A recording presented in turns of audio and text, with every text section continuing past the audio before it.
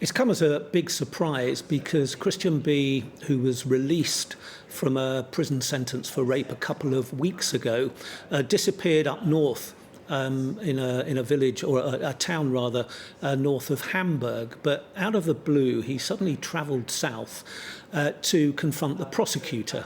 And it's the prosecutor who has very publicly accused him of being the abductor and the murderer of Madeleine McCann, although he's not been arrested or charged or even questioned about that. So Christian B feels that the prosecutor has clearly maligned him and wanted to ask him about that and see if he could help him, as he says, get back his life. So this morning, a couple of hours or so ago, he made that long journey south, turned up at the prosecutor's office, went in, tried to talk to him, and the prosecutor, who told our colleague out there that he knew he was coming, said he wouldn't speak to him and indeed didn't come down from his office. So Christian B ended up talking to a colleague of the prosecutor. And this is what Christian B told our colleague Rob Hyde, who's in Germany. He said, "The prosecutor refused to meet me, but I told his representative I wanted his help to get my life back. I'm being hounded by the media and it's his fault. I want him to take responsibility." He went on, "I was told there was nothing they could do to help. I had been convicted and released, and I wasn't their responsibility." Now, I don't know quite what Christian B thought he might achieve, and I think that response from the prosecutor is probably really as much as he might have expected.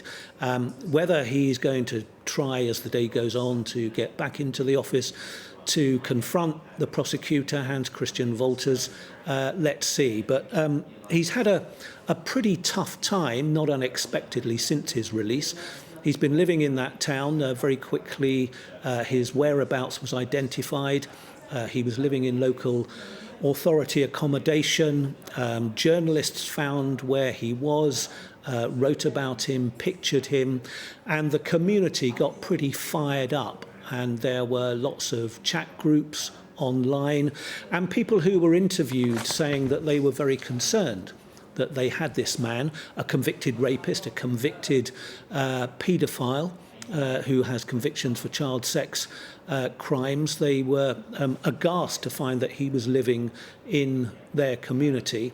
And it developed into a bit of a frenzy. There were all sorts of spurious stories going around that he was walking around in a false beard. I mean, that's what one of the residents said.